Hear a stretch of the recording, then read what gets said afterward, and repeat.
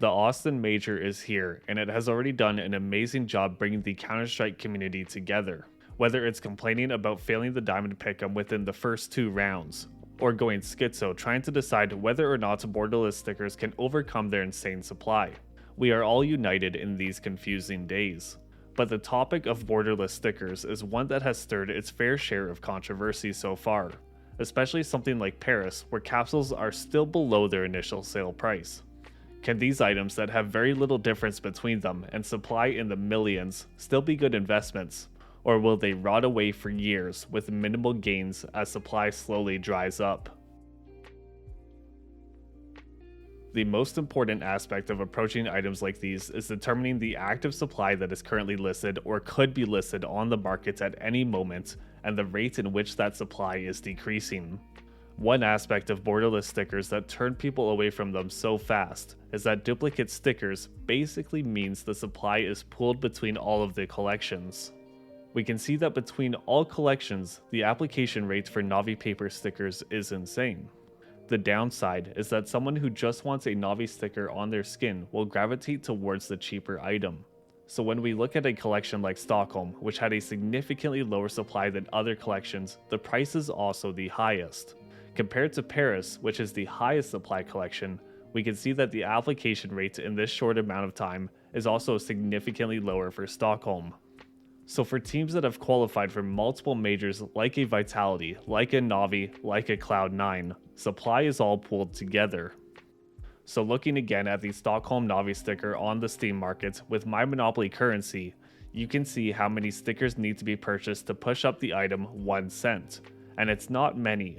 But in reality, with every cent this sticker gains compared to the others, the less desirable it becomes to those looking to make a purchase. Naturally, people will just keep shifting to the cheaper sticker as they look almost identical. I'll say it straight up, these paper and underwhelming glitter stickers with multiple variations are a waste of time. A picture says 1,000 words, and this picture is no exception. $110 million in revenue. Now this includes player autographs, team capsules, and also all of the full price and sale purchases. Now last time I referenced this, I made a pretty significant mistake. It is $110 million paid out. That means with Valve's cut, we are looking at $220 million in total sales. Potentially higher as the tournament organizer also takes a cut, as I have learned from this video. Sticker money is broke up into like few different factors. So there's like the viewer pass. Okay. So like people who buy like the viewer pass to like be able to do their pickups and stuff. I did it. So that money plus the viewer pass with the 3 tokens and the souvenir tokens, that money used to get distributed to all 24 teams. Now I assume gets distributed to all 32 teams. Yeah. I haven't asked for the exact percentage. And there's some for the TO as well, right?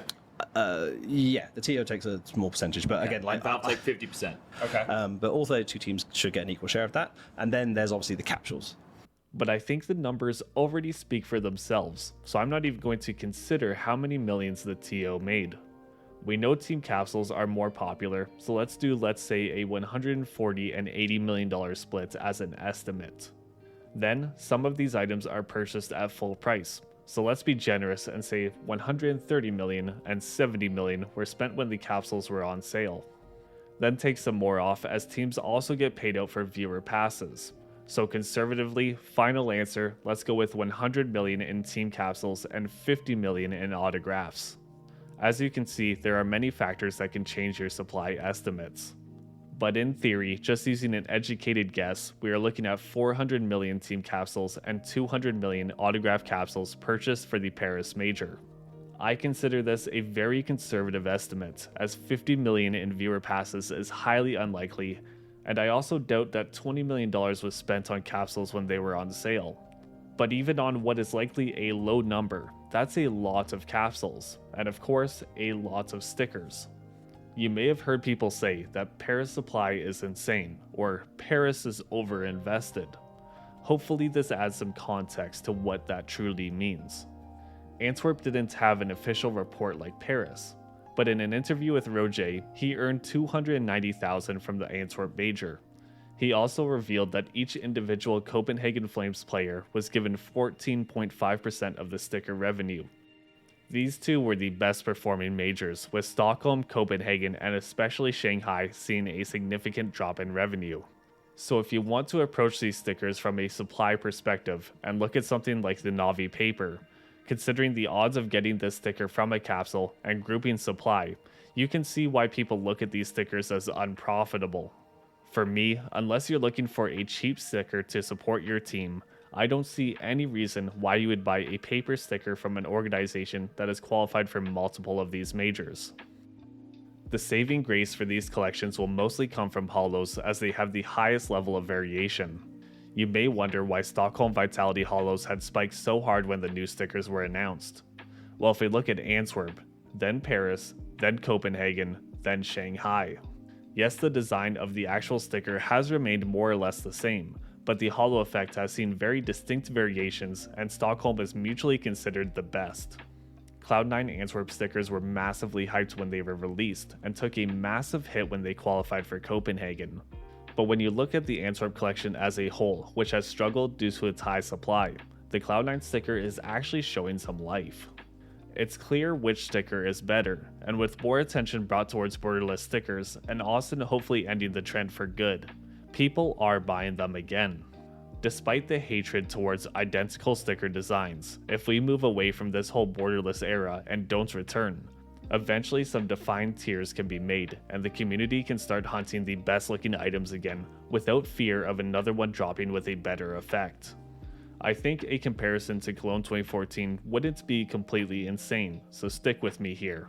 After getting ignored for years as the circular sticker wasn't favored and the holo designs were generally pretty weak, when enough time had passed and their consistently decreasing supply created demand due to their scarcity, we started to see some of the stickers break away from the pack. Not saying an Antwerp Furia holo will ever be any kind of rare collector item, but if people take a good look at these borderless stickers again instead of writing them all off, the Paris Furia holo will never be close in price, unlike the paper stickers that we just looked at. But much like popular stickers getting dragged down with each new release, the new stickers can also get pulled up.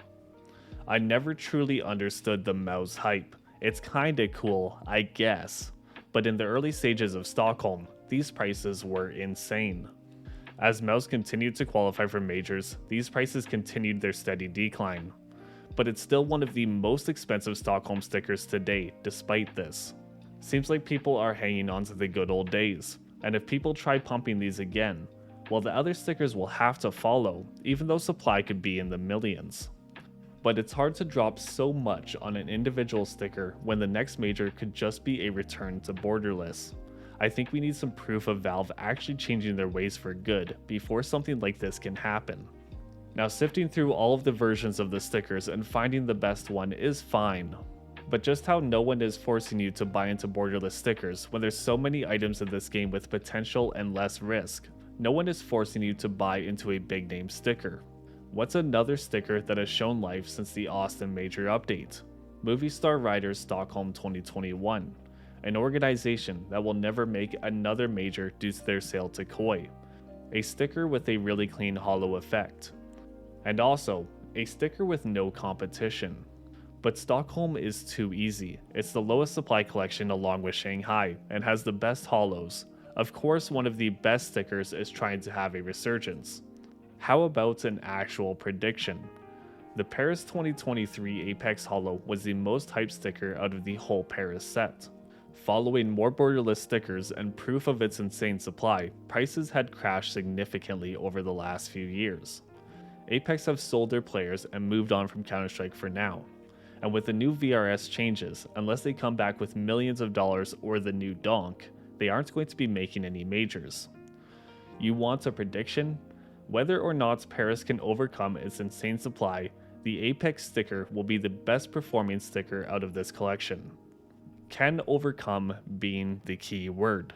If you go out of your way to buy 100 of these just based on that opinion, and the day after see 500 more added to the market crashing the price, that's on you. Fan favorites of Shanghai can move prices quickly as supply is too low. Copenhagen 2024 exists in a weird spot currently, so I would wait to see how the market shakes up. Paris 2023 crashed so hard that they are the lowest price capsules you can buy in the whole game. Supply is insane, but application and unboxing rates will remain high until prices come more in line with the rest of the collections. Antwerp 2022 has some fan-favorite items, but capsules have struggled to find any growth, so I won't expect stickers to be moving anytime soon. We can see it wasn't exactly a low supply collection, so these items will be hit or miss for a while. And Stockholm seems fairly comfortable pulling away so far, as it is considered the best collection of holos, some solid golds, only borderless stickers with foils, and relatively low supply. At this point in time, we have a mixed bag of people not believing that borderless can recover, and those who think this is the perfect time to purchase. Revisiting these items in a couple weeks will give you a closer perspective on what true demand and application rates for these items will look like for the foreseeable future. As of right now, the cautious optimism is making some waves on the market, and if stability is found with the Budapest Major releasing another set of bordered stickers, the narratives around these majors being unprofitable will change.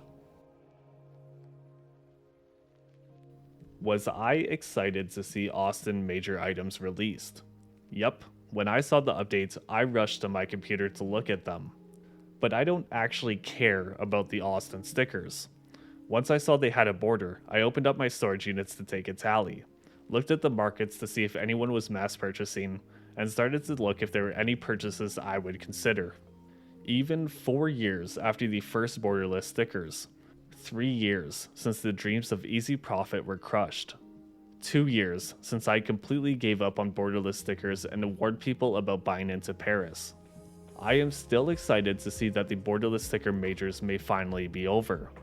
But why? I mean, there's so many skins of the game that can provide decent returns. So many majors with unique stickers that aren't dependent on Valve not crashing their value with each new collection. Items that have gone the way of the dinosaur, like tradable keys, which wow, I never knew they got this expensive, or something like patches from the Stockholm Major. The title of this video is explicit for a reason. Why are you thinking about investing into borderless stickers? I get that it's the closest item that we will ever see to Katowice 2014, and these prices are dirt cheap. All it would take is for prices to move a few cents and you can double your money. But in a few months, Valve could also decide to crash these items again. I have storage units of these items that I never sold. Definitely should have, probably the stupidest thing I've ever done. But that's why I'm excited about Austin bringing back bordered stickers. Not because I'm about to drop a rack on Vitality Holos, it's because I already dropped a rack on Vitality Holos years ago. When discussing the potential of Paris, which I believe to have the best chance of giving an easy return off of capsules in the next few months so you don't have to worry so much about Valve's decision making, I also decided that I won't be buying any. I already have thousands of dollars into these stickers, and it's just too risky for me to put any more money in. I'll coast with what I have, and not risk any more than I already am. You really need to consider your risk tolerance for these items. You saw the supply, you saw the years of Valve screwing with people. Do you want to reap the benefits of owning the best stickers in the game outside of Katowice 2014 that will surely reach new all-time highs if Valve continues with bordered stickers? I'm sure we all do. That sounds great, it sounds like easy profits. But are you willing to accept the losses that come from buying into these collections today, knowing that Valve could send these items to new all-time lows before the year is over? It would be rich to call this investing. Yes, you can make educated purchases, but whether or not these items succeed long-term is not in your hands. Is this the gamble you want to make?